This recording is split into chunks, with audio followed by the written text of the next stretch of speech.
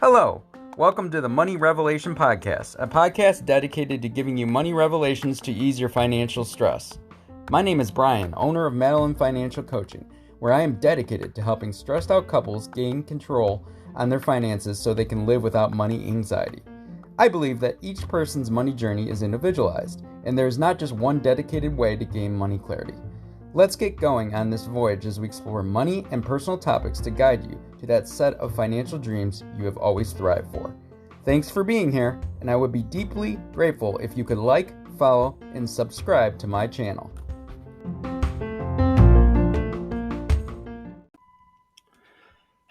Hey, welcome back to the Money Revelation Podcast. So glad you're joining me today.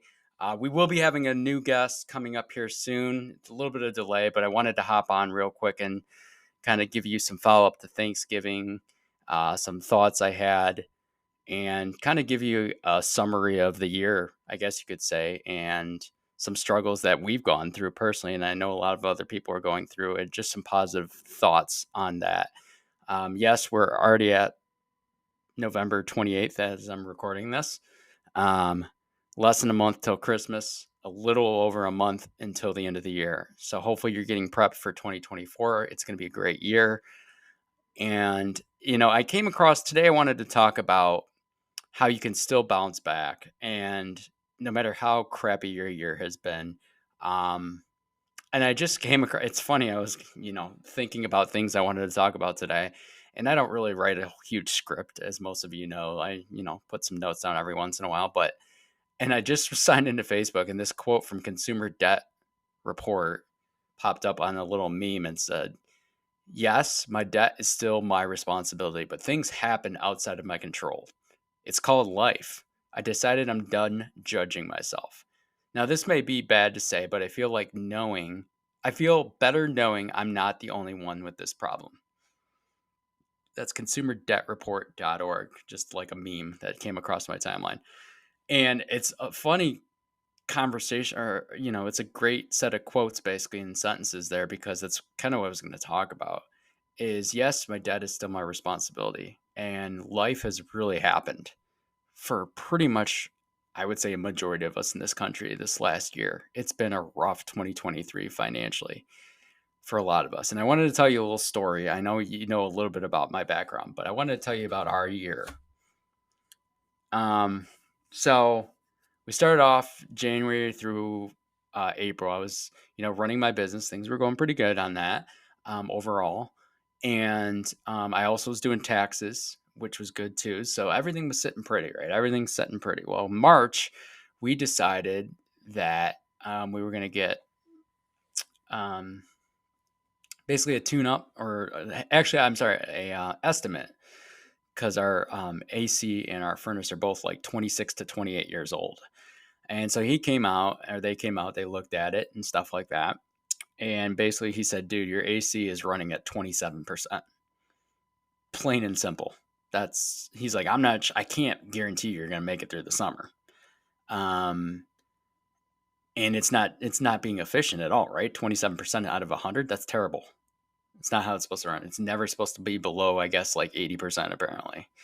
And so he's like, I said, "All right, well, you're going to have to give me a quote for all these, And he's like, and then they did the furnace, and the furnace, he showed me a few things. He's like, "It's old, man. Like we don't have parts for that. If anything else goes out, like, I hate to replace the AC and then come back in the fall and it's just not working the furnace well. And it's how it's set up basically, like, because it's so old and where it was hooked up and stuff like that, it was very difficult to do one or the other." So he gave me a quote on both, and he's just doing a good job. I mean, I don't really want to be. I'm happy we have a new furnace and AC here in November. I don't want to get into October, November, and then all of a sudden something goes wrong and it's not running well, right, on the furnace. That's miserable. And then they're more busy than they are now. So got a quote. So we ended up replacing both, you guys, in March. And so that took a huge chunk of any emergency savings, extra savings that we had on the side, and it just pretty much wiped it almost completely out. And our goals this year, basically by March of next year, we were going to have my car paid off, you guys, just so you know, by March of 24 when we get tax returns back. And we were going to be debt free outside of our mortgage. Life happened. It says it right in the quote, right? Life happened, you guys. That was life happening one right there. Okay, all of a sudden we got some more debt, right? And because to be honest with you, I won't tell you how much it was, but it wasn't something for a furnace and AC, a pretty good one too. You can imagine how much it was going to be. So now all of a sudden our goals of being debt free outside of our mortgage by March got pushed back a little bit. March of 24. Cool. Yeah, great. Awesome. All right. So the next few months went, summer went, and things were still going pretty good. We were, floating really nicely. We weren't big balling or anything like that at that point, right? Because you just spend a ton of money in figuring out how to provide for an AC and heater or furnace. And then let's see, we're in November. I would say like maybe August or September, my wife's car needed some work. And the work turned out being almost $500 more, $476. My wife's car, its birth age was 2014. We've had it since 2016, but it's a 9-year-old car, right? Used car. And apparently the car that we bought in 2014, a Ford Escape, was a piece of junk that year. And so we get that work done. We did what we had to do. But then, so that's another $500, right? Now we're like, okay, we're starting to sweat a little bit more. We're going to have to work a little bit harder, make some more money and stuff like that. So the car, so that happened. And then probably a month and a half ago, maybe beginning of October, I think it was, my wife calls me downstairs. And as you might have heard already, but now you will hear on here on this podcast and on the live on Instagram. We're live on Instagram. Awesome as well. As you know, $500 worth of sludge was coming out. So they had to drain it, stick it way down their camera, blah, blah, blah, blah, blah, blah, blah, blah. Okay, now we're really starting to sweat, you guys, right? This is life though, right? And so basically just about 3 or 4 weeks ago, I realized, well, actually over a month ago, I started looking on my wife's car because my mechanic gave us a breakdown, obviously, of the full inspection. And he basically said, come February, your next oil change, because we had our oil change back in October or September, October, when we did the work as well. He says, your next oil change, you're probably going to need 2 front tires and front brakes. Oh, and your shocks are slightly worn out too, and they're not looking too good. So that's like $1,200 more right there, guys. This car at this point, I had to squeeze $6,000 out of it when we traded it in. We just traded it in 3 or 4 weeks ago for another used car. So think about that, right? You're telling me in 4 months, I can either put on a close to 9-year-old car or whatever, another $1,200 in. And that's assuming these years of Ford Escapes have transmission problems after 100,000 miles. That's assuming my transmission doesn't blow in the next 6 to 12 months, which would be probably another $2,000. So now I'm like, okay, when do you get to the point where you're like, okay, I need to stop listening to some professionals that tell me, oh, buy a used car. You never want a car loan. Okay, at what point on my conversation I just gave you, do you just stop and say, okay, this is a 7 to 9-year-old car. Brian just said he put in, $500, and in 4 months, he's going to, at minimum, have to put another $1,200 in and hope to God his transmission lasts him another year or two until they trade in this car. It would have been worth nothing, you guys, if that transmission blew. And I would have been SOL with my wife. So we traded it in a few weeks ago, right?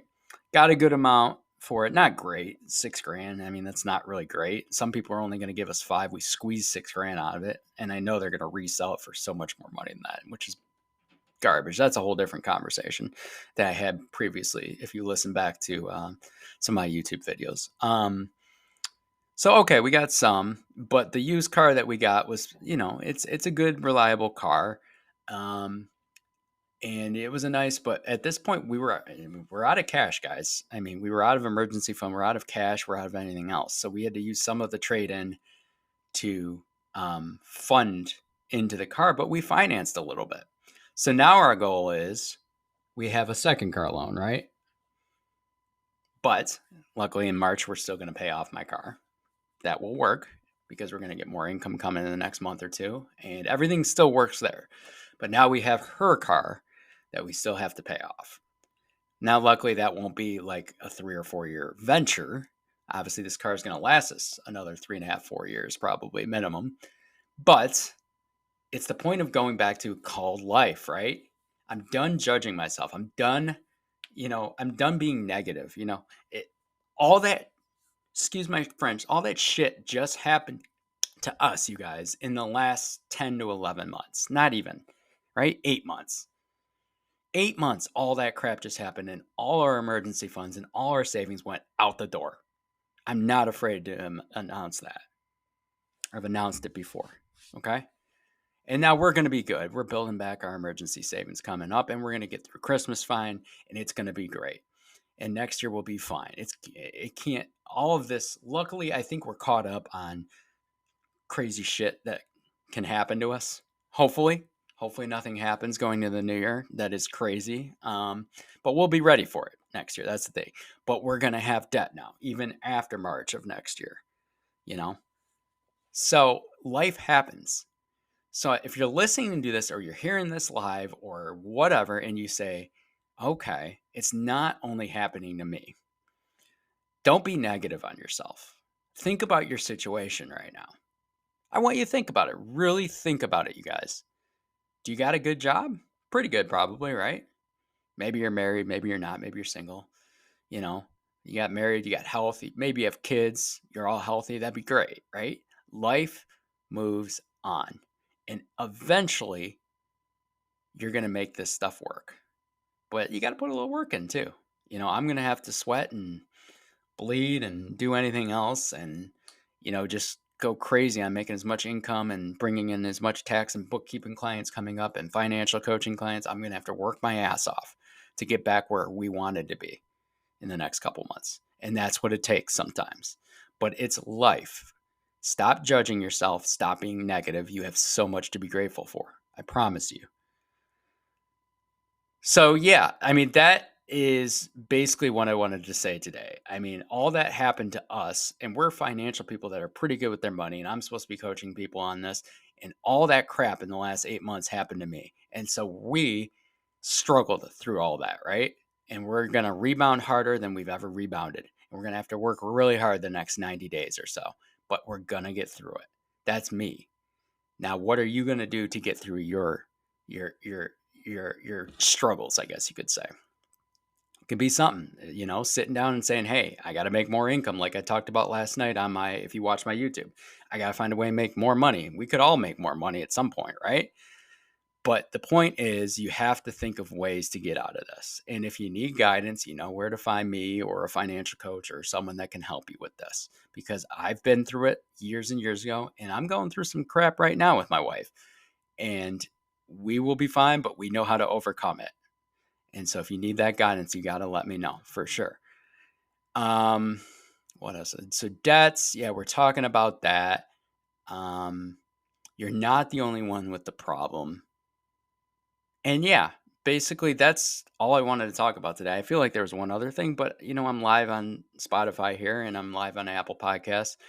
And, hopefully this quick episode, it was a reminder that you have a lot to look forward to in life. Obviously, if you could share, follow, even give me a great rating on this podcast, that'd be really helpful. It really helps out my audience, I guess you could say, on Spotify and Apple. And if you need anything in the comments, is complimentary chat, my website, follow me on Instagram, YouTube, all that good stuff. And keep an eye out for some cool events, hopefully, that are coming up. And if you need anything, you know where to reach me. Have a blessed day and stay positive.